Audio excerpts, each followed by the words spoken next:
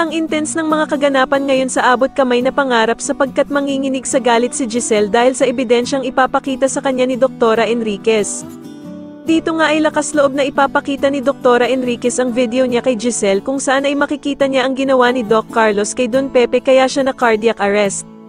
Samantala matapos ngang magdasal ni Doc Robert para sa paggaling ng kanyang amang si Don Pepe, ay bigla naman itong magtatapat ng mga nararamdaman niya kay Lynette. Kaya naman ay ko-comfort siya ni Lynette at yayakapin niya nga si Doc Robert at sasabihin niya na kapag nagising na daw si Don Pepe, ay siguradong magiging proud ito sa kanya.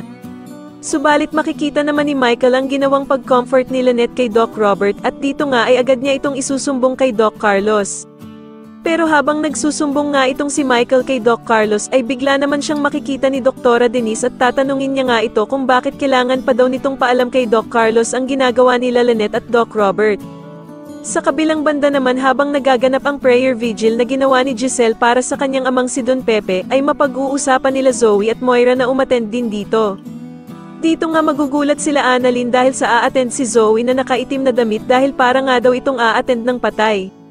Samantalang ang bruhang si Moira naman ay dadating na lasing at galing pa nga sa inuman.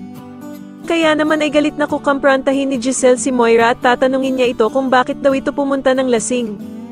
Sa tingin niyo dito na nga kaya malaman ng lahat na kasabwat din nila Moira at Zoe si Doc Carlos at ang masamang binabalak nito kay Don Pepe, mas lalo na nga talagang nagiging exciting ang mga susunod na kaganapan kaya naman ay mas lalo pa nating abangan ang mas lalong gumigandang abot kamay na pangarap. Maraming salamat po sa inyong panonood at sana po ay masubscribe niyo ako. Maraming salamat po.